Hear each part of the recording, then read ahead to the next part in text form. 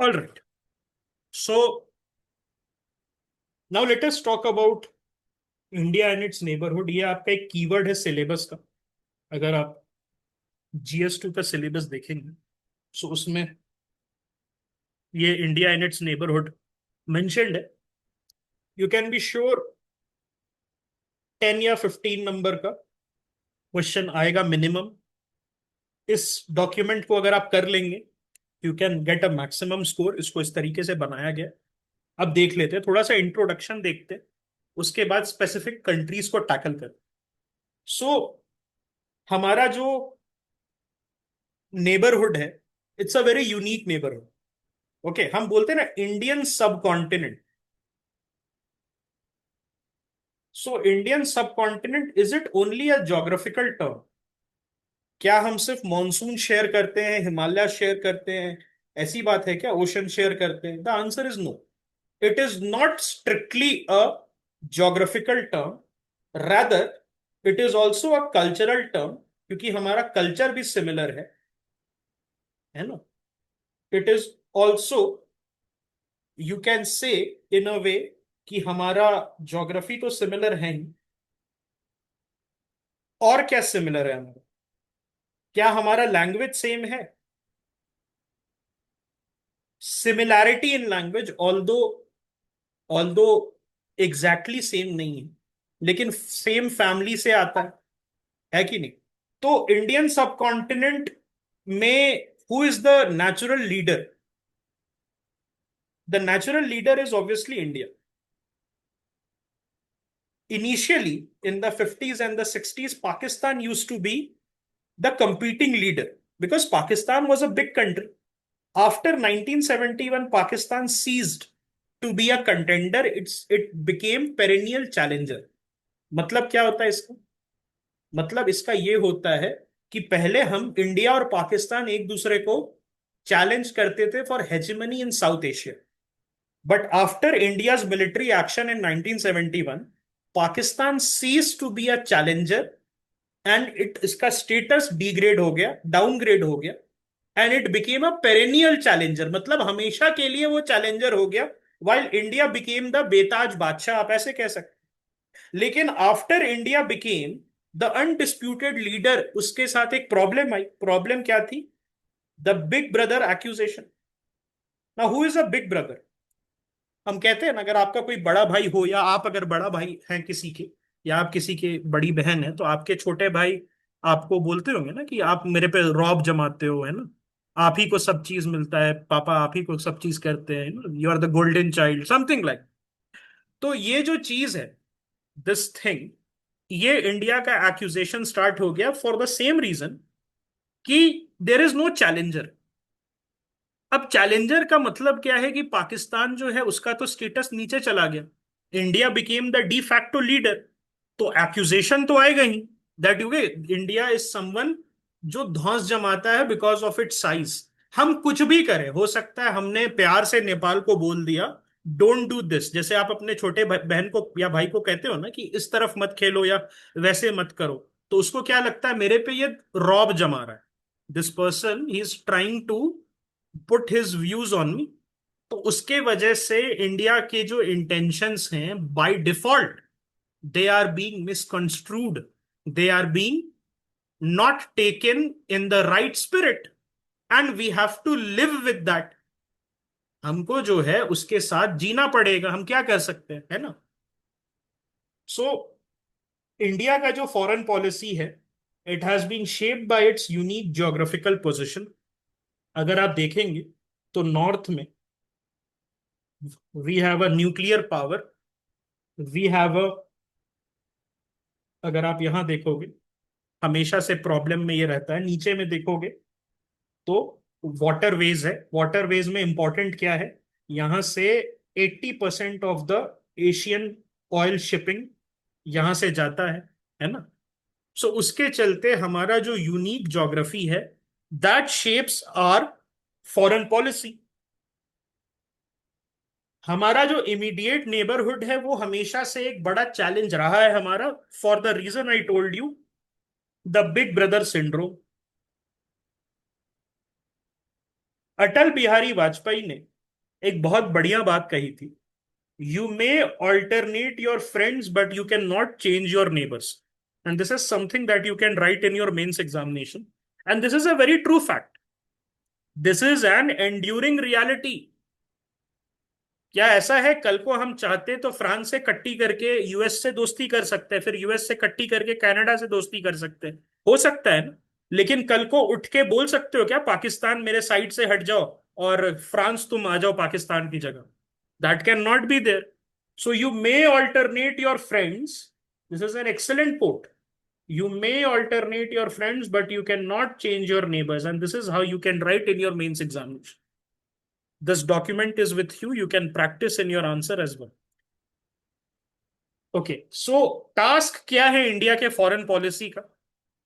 It is to secure the integrity, citizen value and assets. उसके साथ साथ अपना नेशन का डेवलपमेंट और रीजन का डेवलपमेंट करना. उसके साथ साथ India has to contain with the fact that it is the undisputed natural leader of the Indian subcontinent. And countries, they are looking up to India to provide leadership, to provide aid, to provide support. अब आप कहते हैं जैसे कि यार ये श्रीलंकन्स को हम पैसा क्यों देते हैं, ये चाइनीज के साथ भी दोस्ती कर लेते हैं, बांग्लादेश को हम खाना क्यों दे रहे हैं, उन्होंने तो हमें ऐसे कर दिया वैसे कर दिया, ये नेपालीज तो हमें इतना प्रोटेस्ट करते हैं, रेशियली अब्यूज करते हैं, हम इनके साथ क्यों बात कर रहे हैं? Because there is a by default expectation. आप ऐसे तो नहीं ना कर सकते कि मुंह फुला के बैठ जाएंगे नाराज फूफा जैसा. ऐसा तो नहीं हो सकता. Since India is the undisputed big brother in the Indian subcontinent, there are certain expectations that we have to fulfill. Maldives हमें कितना भी गाली दे दे उसको 300-400 करोड़ रुपए देना पड़ेगा. ये नहीं कह सकते फंडिंग नहीं काट सकते. उसके पीछे का रीजन आप बता सकते हैं मुझे? क्यों इंडिया आउट कैंपेन चल रहा है मालदीव्स में फिर भी 400 करोड़ रुपए हमने दिया उनको? उसके पीछे का रीजन है so that there should be some level of conversation that should keep going, despite the fact that the current state of relationship is not good. ऐसा नहीं होना चाहिए कि सारे चैनल्स ऑफ डिप्लोमेसी बंद हो जाएं.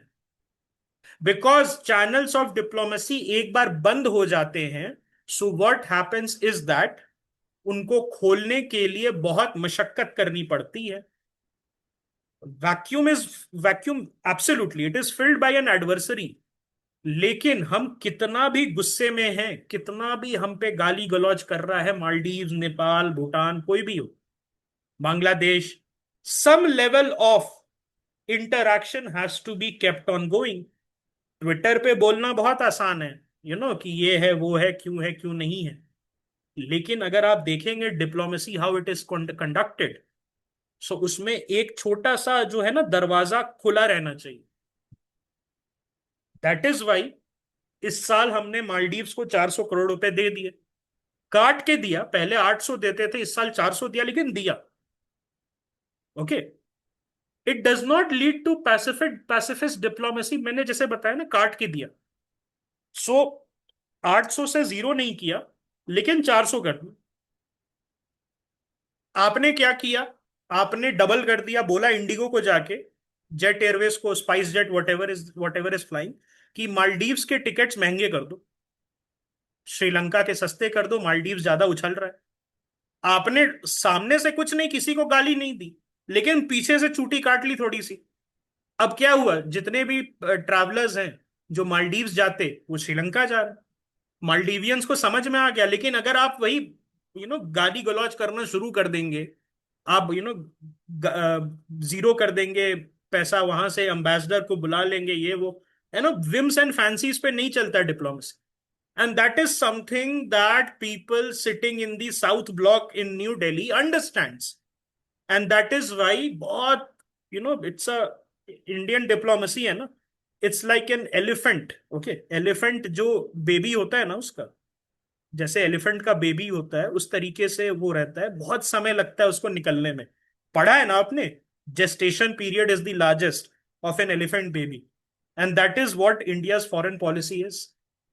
Okay. Nobody जो है knows when the baby is going to come out, but it is going to take a very long time.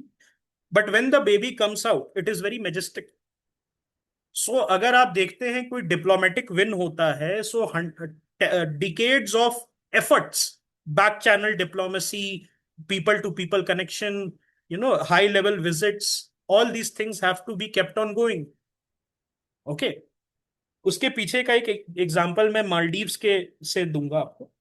एक बहुत अच्छा, मैंने देखा सी राजा मोहन का एक बहुत बढ़िया एक लाइन था, without enduring primacy in one's own neighbourhood no nation can become a credible power at the global stage. मतलब अगर इंडिया को विश्व गुरु बनना है तो पहले अपना नेबरहुड संभालना पड़ेगा। अगर हमारा नेबरहुड नहीं संभला है, सो हम किस तरीके से ग्लोबल स्टेज पे एक क्रेडिबल पावर अपने आप को प्रोजेक्ट कर रहे हैं। So this is also a very good quote that you can use in the examination. S Jaishankar साहब क्या कहते हैं, दैट साउथ एशिया में कुछ प्रॉब्लम्स है, और साउथ एशिया में ये प्रॉब्लम है कि it is the least integrated region in the entire world. उसके पीछे का रीजन क्या है हमें पता है ना, पाकिस्तान। उसके बाद दूसरा प्रॉब्लम क्या है, इंस्टेबिलिटी इन म्यांमार। पाकिस्तान की वजह से हम INSTC जो है उसके लिए हमें ईरान से जाना पड़ रहा है। पाकिस्तान की वजह से हमारा TAPI pipeline, what is TAPI, Turkmenistan Afghanistan Pakistan India pipeline, जहां Turkmenistan which is a natural gas rich country, वहां से गैस आता, तो उसके वजह किसके वजह से ये बंद हो गया, पाकिस्तान की वजह से। सो पाकिस्तान की वजह से आप नॉर्दर्न और नॉर्थ वेस्टर्न बॉर्डर पे कुछ नहीं कर पा रहे, और म्यांमार की वजह से आप ईस्टर्न बॉर्डर पे नहीं कर पा रहे। म्यांमार की क्या प्रॉब्लम है, Myanmar is unstable country. Southern Myanmar में थोड़ा बहुत कंट्रोल है गवर्नमेंट का, northern Myanmar is a lawless jungle, there are hundreds of militias. Okay, so S Jaishankar साहब ने क्या कहा कि it is the least integrated region of the world, और उसके वजह से ये जो डिसफंक्शनैलिटी है, it is causing a lot of problems, it is keeping the South Asian countries poor. ये क्या कर रहा है, ये जो है साउथ एशियन कंट्री को पुअर रख रहा है। ओके, अब हम थोड़ा सा बात करते हैं गुजराल डॉक्ट्रिन के हिसाब से कि गुजराल डॉक्ट्रिन था क्या। सो गुजराल डॉक्ट्रिन पहले हमारे फॉरेन मिनिस्टर बने थे, बाद में प्राइम मिनिस्टर थोड़े दिन के लिए थे।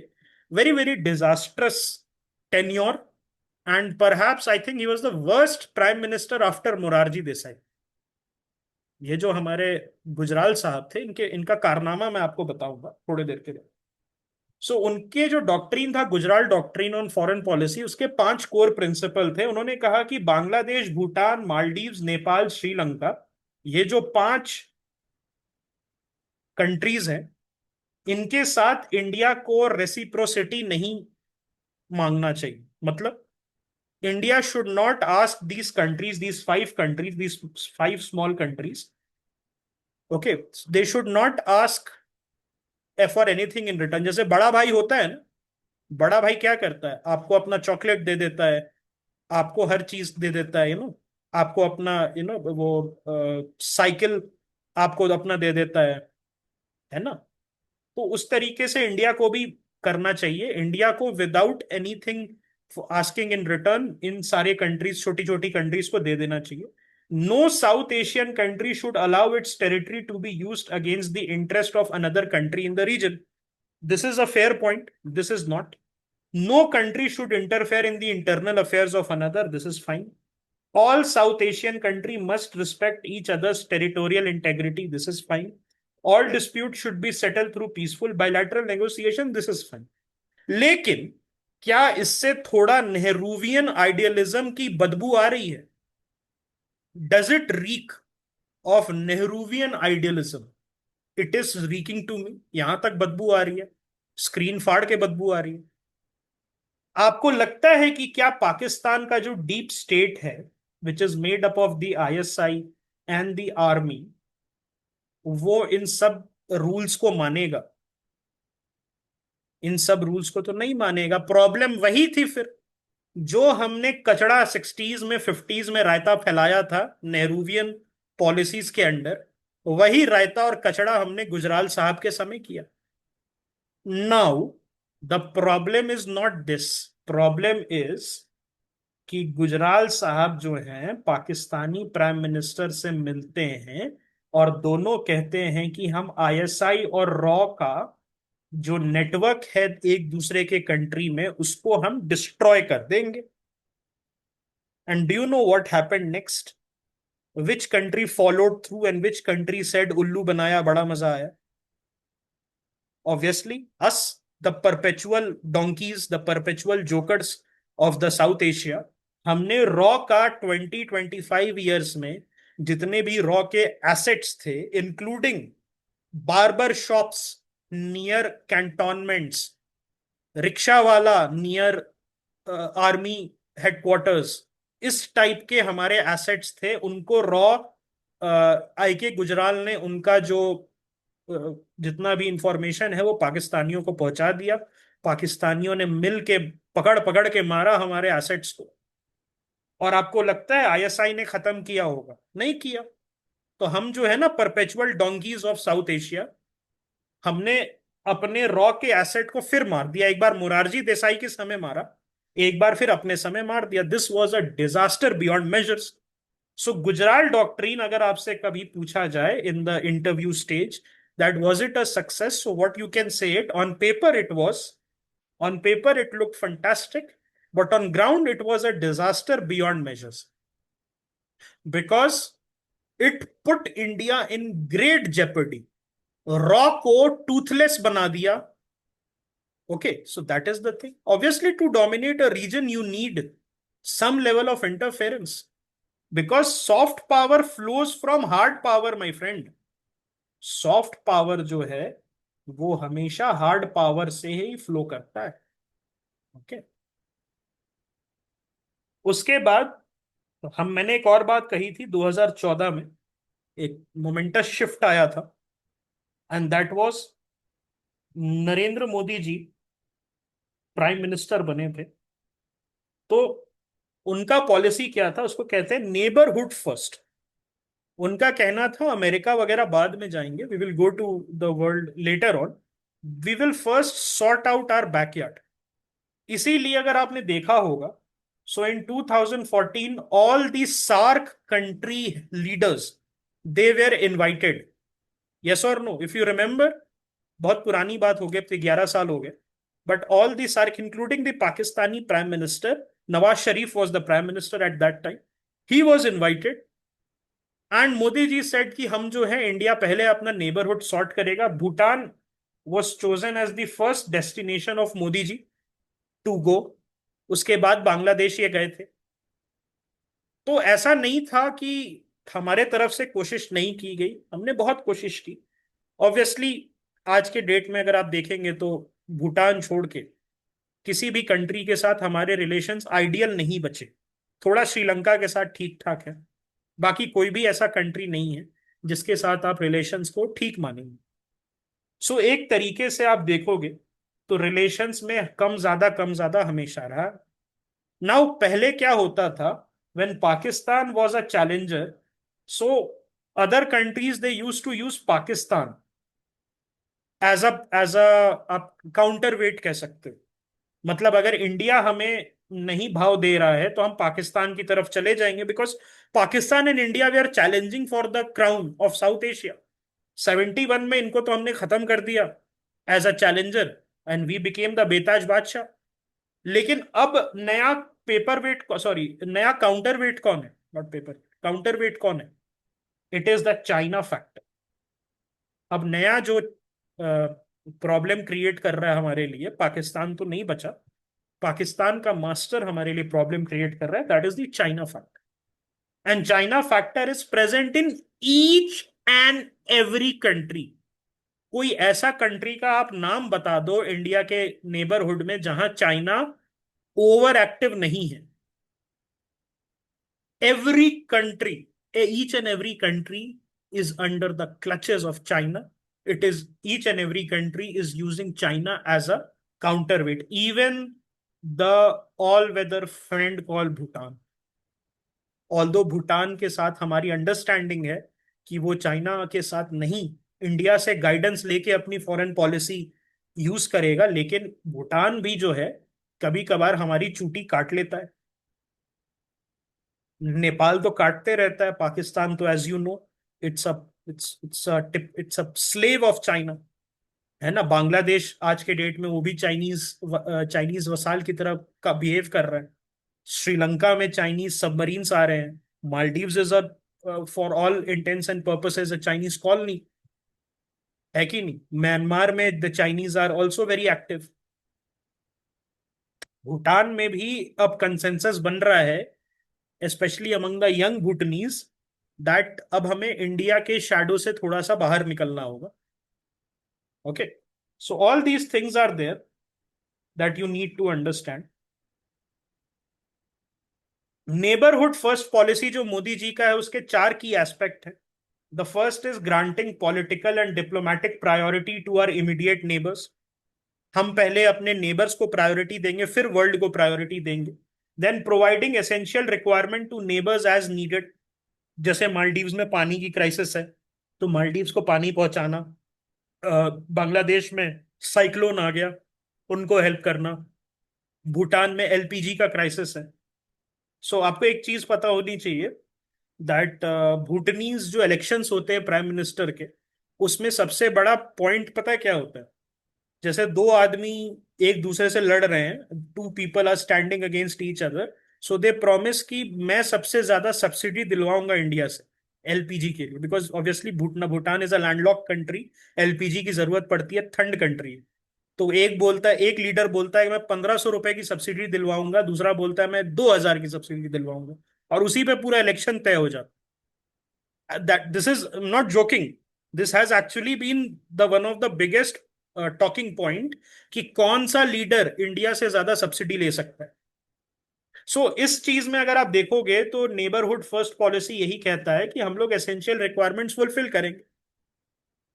अब इसमें एसेंशियल रिक्वायरमेंट फुलफिल करेंगे, उसमें एक मेजर चोक पॉइंट कब आया था, 2015 में आया था। किसके साथ आया था, नेपाल के साथ आया था। नेपाल के साथ हमने क्या किया था, ब्लॉकेड कर दिया था। Was this the first time we had blockaded? The answer is no. इसके पहले राजीव गांधी के समय 1987 या 89 में, I am not sure about the year, उस समय हुआ था। And the reason was very trivial, because the Nepalese king, that time Nepal used to be a monarchy, the Nepalese king had refused to have breakfast with Rajiv Gandhi, ऐसा कहा जाता है, these are rumours. इसीलिए जो है हमने नेपाल को ब्लॉकेड कर दिया। कुछ गलतियां हमारी तरफ से भी हुई हैं। I am not saying that India ने गलतियां नहीं की हैं with regards to the neighbourhood, but obviously एक हमारे पे हमेशा से बिग ब्रदर का टैग हमेशा रहा। Yes, you want to speak?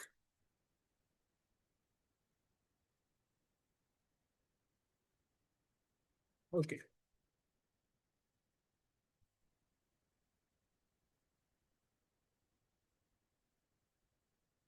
तीसरी चीज है मोदी जी का जो नेबरहुड फर्स्ट पॉलिसी है, promoting greater connectivity, physical, digital, economic, trade, people to people. People to people में क्या है, सार्क यूनिवर्सिटी है दिल्ली में, सार्क स्कॉलरशिप्स है। उसके साथ साथ डिजिटल में क्या, हमने सार्क सैटेलाइट भेजा है। उसके साथ साथ इकोनॉमिक ट्रेड में भी हमने काम किया। Okay, so all these things are there. All right, all these things are there. ठीक है। उसके साथ साथ India led regionalism in the neighbourhood, इसको बनाना है, which is the problem. Okay, who poses a problem, obviously ever present, the pain in the foot, Pakistan, है ना। हमेशा पाकिस्तान जो है शरारतें करेगा। ओके, आपको तंग करेगा। All right. उसके साथ साथ चाइना का ग्रोइंग प्रेजेंस है। हम प्रॉब्लमैटिक ये है कि हम भी ट्राई कर रहे हैं कि चाइना के बैकयार्ड में घुस के उसको तंग करें। वियतनाम के साथ फिलीपाइंस को हमने ब्रह्मोस दिया अभी, वियतनाम को हम आकाश दे रहे हैं। ओके, इंडोनेशिया को हम ब्रह्मोस दे रहे हैं। तो हम भी ट्राई कर रहे हैं, लेकिन उस लेवल पे हम नहीं कर पा रहे हैं जिस लेवल पे चाइना हमें हमारे बैकयार्ड में तंग कर रहा है। सो चाइना जो है वो एक स्ट्रिंग ऑफ पर्ल्स आइडियोलॉजी पे चल रहा है। You know what is a string of pearls? यहां पर मैं आपको एक मैप दिखा रहा हूं, ध्यान से देखिए। ये जो है ग्वादर है पाकिस्तान में, ये मालदीव्स है, ये हम्बन टोटा है, ये यहाँ पर बांग्लादेश है, ये सितवे है। ओके, अगर मैं इसको जोड़ देता हूं तो ये मोती की माला जैसा बन गया। अगर मैं इसको जोड़ता हूं इन सबको, ध्यान से देखिएगा। यहाँ ग्वादर का पोर्ट है, चाइना ने इन्वेस्ट किया है। मालदीव्स के आइलैंड्स को चाइना ने खरीद लिया, खरीदा मतलब लीज पे ले लिया। यहाँ हम्बन टोटा में चाइना जो है वो काम कर रहा है अपना।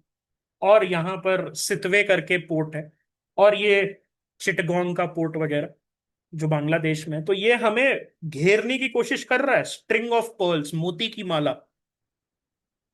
ओके, पर्ल्स क्यों कहते हैं? पर्ल्स क्या आपको सी से मिलता है? तो उसी तरीके से आइलैंड्स जो है और पोर्ट्स, उनको जोड़ के इंडिया को चाइना घेरना चाहता है। उसके लिए जो है इंडिया काफी काम कर रहा है कि इन सारी कंट्रीज के साथ मिलके इनको बताया जाए कि ये जो भी आप कर रहे हैं ये इंडिया के रिलेशंस के लिए अच्छा नहीं है। आपके जो इंडिया के साथ रिलेशन है हमारी सिक्योरिटी के लिए अच्छा नहीं है। इसमें जो है obviously Pakistan will be the perpetual enemy. Maldives में और श्रीलंका में प्रॉब्लम क्या आ रही है? तो ऑल्टरनेट जितने भी पॉलिटिक्स होता है वहां का, एक प्रो इंडिया गवर्नमेंट एक बार आती है, फिर it is replaced by an anti India government, then it is replaced by a pro India government. तो मैं ये कहूंगा कि श्रीलंका और मालदीव्स में we have a cyclical relationship. मतलब हर 5 साल में एक प्रो इंडिया सरकार आ जाती है, और हर उसके 5 साल में देन एंटी इंडिया आ जाती है। So this is something that India has to contend with. Bangladesh में एक मेजर प्रॉब्लम यही आई है कि हमारी दोस्त बैठी थी वहां 20 साल से, उनको भगा दिया गया। Obviously there was a conspiracy to remove her, to remove her party. India was caught off guard. Myanmar में प्रॉब्लम यह है कि कंट्री क्या हो रहा है किसी को नहीं पता है। नॉर्थ में जो है कौन कंट्रोल में हमें नहीं पता है, साउथ में थोड़ा सा एरिया गवर्नमेंट के कंट्रोल में है, ईस्टर्न किसके कंट्रोल में है, वेस्टर्न नहीं पता है हमें। So Myanmar may be an ally, the junta, जो जनता वहां की जो मिलिट्री गवर्नमेंट है हम उसको कहते हैं, but we don't know who is in control. So एक बड़ा प्रॉब्लम ये भी है। नेपाल में obviously the Nepalese nationalism is very high. India is seen as the root cause of every problem. So यहां पर कालपनी जो याद होगा आपको, लिपू लेक एंड लिम्पियाधुरा, वो एक बड़ा प्रॉब्लम है। रिवर काली जो है, that was to be the river which demarcated India and Nepalese border. That is the problem. Bhutan के साथ यही प्रॉब्लम है कि भूटान का डोकलाम जो एरिया है, ओके, भूटान का जो डोकलाम एरिया है वो इफेक्टिवली चाइना के कंट्रोल में। हमने ट्राई किया था 2017 में, इंडियन आर्मी वेंट और वहां स्टैंड ऑफ हुआ। चाइनीज ने कहा अच्छा अच्छा ठीक है, हम अब थोड़ा पीछे हट जाते हैं। इंडिया ने मान लिया। जैसे ही इंडिया हटा चाइना ने पूरा कैप्चर कर लिया। आज के डेट में Doklam is totally under Chinese control. But Doklam जो है याद रखिएगा इंडिया का पार्ट नहीं था। That was a territory disputed between Bhutan and China.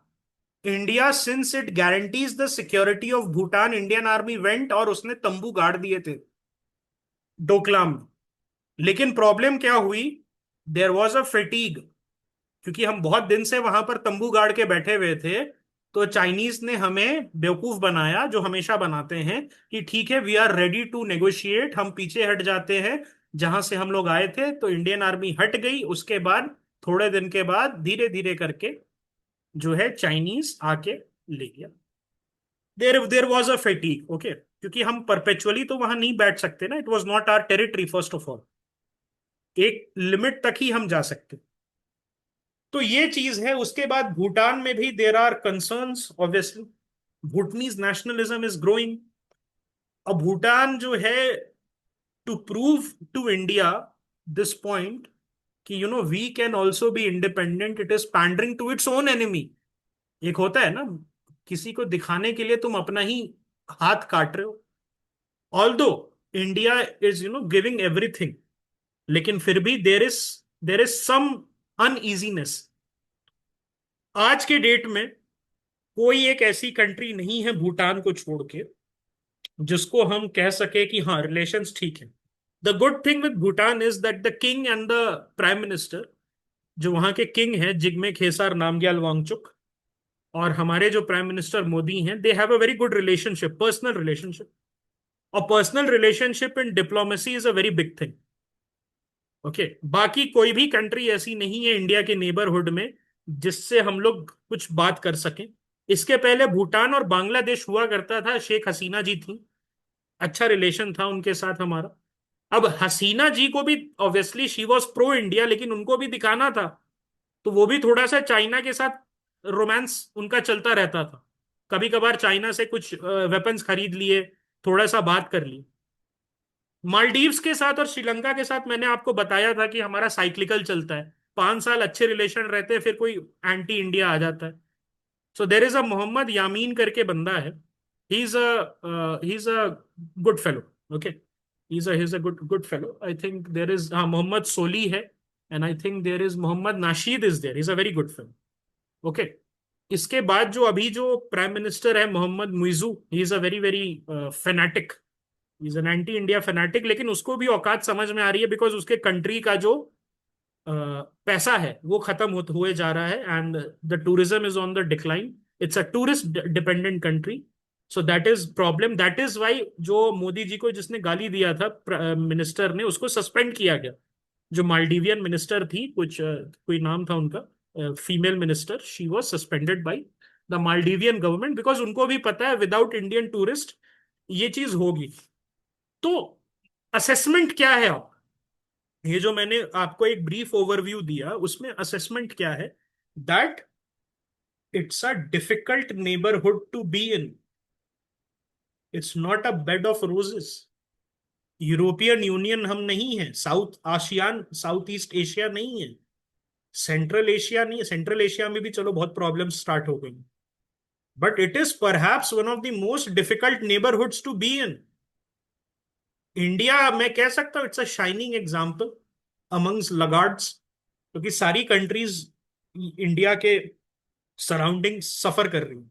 There is not one country which is doing well economically except India. So that is actually is helping us. नहीं तो अगर मान लो इंडिया इकोनॉमिकली भी ठीक से नहीं, हमारा सिचुएशन खराब रहता, तो कोई भी आंख दिखा के चला जाता। आज के डेट में थोड़ा बहुत जो हमारी औकात है नेबरहुड में, हमसे थोड़ा बहुत प्यार से लोग बात कर ले रहे हैं, that is thanks to our economic prowess. They know कि अगर इंडियंस उनके कंट्री में आना छोड़ देंगे, इंडिया से ट्रेड खत्म हो जाएगा, तो वो उनकी इकोनॉमी कोलैप्स कर जाएगी। So that is the main issue, that is the main reason that we are having some level of sensibilities, some level of respect in our neighbourhood, that is our economic prowess. बाकी जो है, everybody is ready to show us our place the moment we become weak. The moment we become weak, India एक aspirational destination है, specially for the middle class and the lower middle class of are neighbourhood. Pakistan में भी आप जाइएगा, जो वहां के पढ़े लिखे लोग हैं, ज्यादा तो नहीं है, 1-8% जो भी है, they know what is happening in Bengaluru, what is happening in Hyderabad, what is happening in Mumbai, the financial centres. So there is some level of respect thanks to our economic prowess. Okay, now this is the generalist overview. अगर मैं आपसे country level पे बात करता हूं, so let us talk about the act east policy. अब act east policy क्या है? जब हम 1991 में लिबरलाइज हुए थे, and we sort of started to expand ourselves, we got free from this relationship of USSR, तो हमने लुक ईस्ट पॉलिसी उसको स्टार्ट किया। लुक ईस्ट मतलब क्या होता है? अपने ईस्टर्न बॉर्डर में देखो। अब जब मैं ईस्ट की तरफ देखता हूं तो कौन सी कंट्री दिखती है? म्यांमार दिखती है मुझे, कंबोडिया दिखता है, थाईलैंड दिखता है, फिलीपाइंस दिखता है, वियतनाम दिखता है।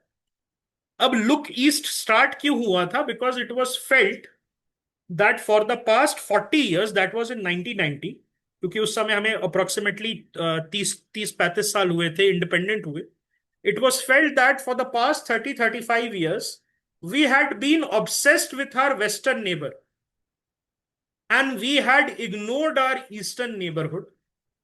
So उसके लिए लुक ईस्ट पॉलिसी स्टार्ट हुई थी and we started to approach these countries. अब इन कंट्रीज के साथ एक अच्छी बात क्या कोई बता सकता है? एक रेडी रेकॉनर है और रेडीमेड एक बेस है इनके साथ, फाउंडेशन है। एनीबडी कैन से क्या ये इंडिक इन्फ्लुएंस कल्चर है इनका? इनका कल्चर जो है क्या इंडिक इन्फ्लुएंस्ड कल्चर है? बुद्धिज्म ये सारी है, नॉट एग्जैक्टली डायस्पोरा। इनका जो, जैसे श्री, याद है इस साल क्वेश्चन आया था ना, श्री विजया किंगडम, राजेंद्र चोला। यस। सो ये कंट्रीज जो है इसमें इंडिक इन्फ्लुएंस है। आपको एक बात पता होगी कि वियतनाम में there is a very significant Hindu population called the चाम हिंदू। सदर्न वियतनाम में चाम लोग होते हैं, चाम हिंदूज होते हैं, 60-70 हजार की उनकी पॉपुलेशन है, and they are proper Hindus, पूजा करते हैं शिवलिंग वगैरह की। सो इंडिया का बुद्धिज्म और हिंदुइज्म के थ्रू आज भी अगर आप देखोगे तो इंडोनेशिया में Bali is a Hindu majority island. जो इंडोनेशियन जनरल है, एक इंडोनेशिया का जनरल था, उसका नाम था नचिकेता, मोहम्मद नचिकेता शायद ऐसे नाम। Although he was a Islamic person, is he was a Mohammedan, but उसका नाम क्या था? नचिकेत। जो एयरलाइंस है इंडोनेशिया का उसका नाम है गरुड़ा। जो वहां के प्रेसिडेंट है उसकी बेटी का नाम था मेघवती सुकर्णो पुत्री। मेघवती सुकर्णो पुत्री। सो although they were Islamic, they were Muslims, लेकिन नाम उनका अगर आप देखोगे, और जो वहां का प्रेसिडेंट है Joko Widodo, he is on record saying that his idol is Krishna and he is a practicing Muslim, mind you, 5 बार नमाज पढ़ता है वो। सो इंडिया का इन्फ्लुएंस ऑलरेडी है, लेकिन हमने अपने पहले 35-40 साल में इन सारी कंट्रीज को इग्नोर किया because we were obsessed with our western neighbour. तो इसीलिए हमने कहा now is the time to look east. अब जब मोदी जी आए तो उसको हमने क्या किया? अपग्रेड किया एक्ट ईस्ट में। We upgraded this to what? We upgraded this to act east. अब उसमें क्या है? चाइना का रीजनल इन्फ्लुएंस को काउंटर करना है। जैसे मैंने आपको बताया, ब्रह्मोस हमने अभी दिया है फिलीपींस को, हमने आकाश जो है उसका उसको दिया है, वियतनाम को देने वाले हैं। हमने वियतनाम को एक अपना राजपूत क्लास डिस्ट्रॉयर दिया है, सेकेंड हैंड डिस्ट्रॉयर। सो ये सारी चीजें हो रही हैं, ये हम क्यों कर रहे हैं? हम एक्सरसाइजेस कर रहे हैं वियतनाम के साथ। वियतनाम के साथ हमारा पीपल टू पीपल कांटेक्ट बढ़ रहा है। Lot of Indians are moving to Vietnam for tourism purposes. So ये क्यों कर रहे हैं? ताकि हम चाइना का रीजनल इन्फ्लुएंस काउंटर कर सके, स्पेशली चाइनीज बेलिजरेंस इन दी साउथ चाइना सी।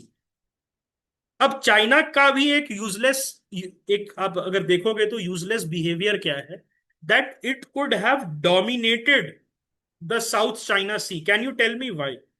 जो साउथ ईस्ट एशियन कंट्रीज हैं, वहां के जो मेजॉरिटी पॉपुलेशन है दे आर हान। जो अगर आप देखोगे जो वहां के एलिट्स होते हैं, सिंगापुर हो गए, जो आपके इंडोनेशिया हो गए, वियतनाम हो गया, ये सारी कंट्रीज हैं, वहां के जो एथनिक चाइनीज हैं, these people are ethnic Chinese, they speak Chinese, फिर भी चाइना से इनको प्रॉब्लम है, बिकॉज चाइना इन पे अपना दबदबा इन्फोर्स करना चाह रहा है via the 9 dash line and the 12 dash line problem. इसमें है क्या कि साउथ चाइना सी जो है, वहां पर एक लाइन है 9 डैश लाइन, उसको चाइना करता है। अगर मैपिंग क्लास आप प्रीलिम्स प्रोग्राम में थे, तो मैपिंग क्लास आपको याद होगा, मैंने बताया था Spratly Island, then I told you about the Scarborough Shoal, Second Thomas Island, और क्या मत बताया था मैंने, पैरासेल आइलैंड बताया था, सेनकाकू डियाऊ बताया था मैंने, साउथ चाइना सी में। Did I tell you Senkaku Diaoyu was in the South China Sea? Senkaku Diaoyu, think again. Senkaku Diao was it in the South China Sea? No, it was not. It was where? It was in the East China Sea. ठीक है, तो ये थोड़ा सा याद रखिएगा। जब आपसे साउथ चाइना सी पे क्वेश्चन पूछेगा यूपीएससी, भूल के भी सेनकाकू का नाम नहीं लेना है। Senkaku and Diaoyu islands are not in the South China Sea. South China Sea के आइलैंड्स आपको मैं बता देता हूं, स्प्रैटली है, स्काराबरो शोल है, सेकेंड थॉमस है, पैरासेल है, और ट्राइटन है। ठीक है, ये सारे हैं साउथ चाइना सी में। सेनकाकू याद रखिएगा, जापान चाइना का लफड़ा है, that is in East China Sea. Okay, उसके साथ साथ वाइटल लेन्स ऑफ कम्युनिकेशन, जो सी लेन्स ऑफ कम्युनिकेशन है, उसको सिक्योर करना, तो उसके लिए हम क्या कर रहे हैं? We are having joint naval exercise with these countries, Vietnam, Singapore, Indonesia, Philippines, इनके साथ हम चाइना के बैकयार्ड में घुस के चाइना को तंग करने की हम कोशिश कर रहे हैं। And this is a direct response to Chinese peddling in our neighbourhood. Okay, उसके साथ साथ नॉर्थ ईस्ट इंडिया को हम कनेक्ट करने की कोशिश कर रहे हैं। Kaladan multi modal transit transport project है, so this is also something that I told you about in the prelims programme.